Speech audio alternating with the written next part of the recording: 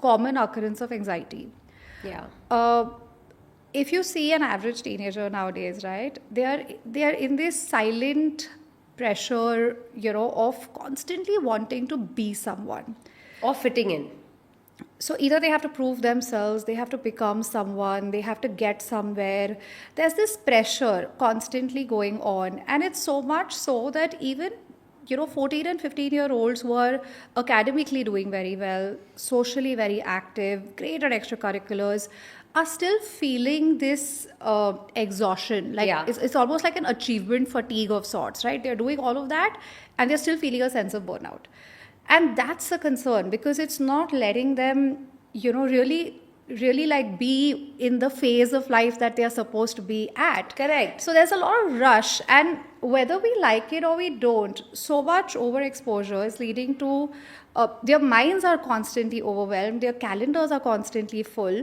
As a result of that, I feel they don't know what real joys are because their joys are constantly linked to outcomes. Yeah. The ranks, the numbers, now the reels, the likes or the comments, and Yeah. things like that. And if I go one step further, even the admissions, right? What college did I make it to? It's all linked to outcome. Yeah. And because of that, I feel like that's this, instilling this constant anxiety where I have to constantly do something to feel a certain way. If I'm not doing, I'm not enough. Yeah, the gratification process has become completely different to our time. Yeah. I would say a generation, 2 generations ago, you played a sport. You didn't necessarily have to come first, but if you played a sport, that was really great. Your parents were really happy you're a part of a basketball team. For example, it was like, wow, my kid plays in the basketball school team. Today, it's like, is she the main lead? Is she the captain? Does she go to different Is the team going places? Yeah, that's why. Is she traveling to different schools and playing tournaments? And if she is she coming first? And it's also the parents that are comparing and bringing this huge competition into play where the kids are prey to it. If your mother's going to criticize you 20 times a day, that is going to become your inner voice. So they are constantly saying, but what next? What are you doing? And I this is think something- unrealizingly, I'm not saying the Yeah. parents want to do this, but maybe the pressure they're building at home is leading to this as well.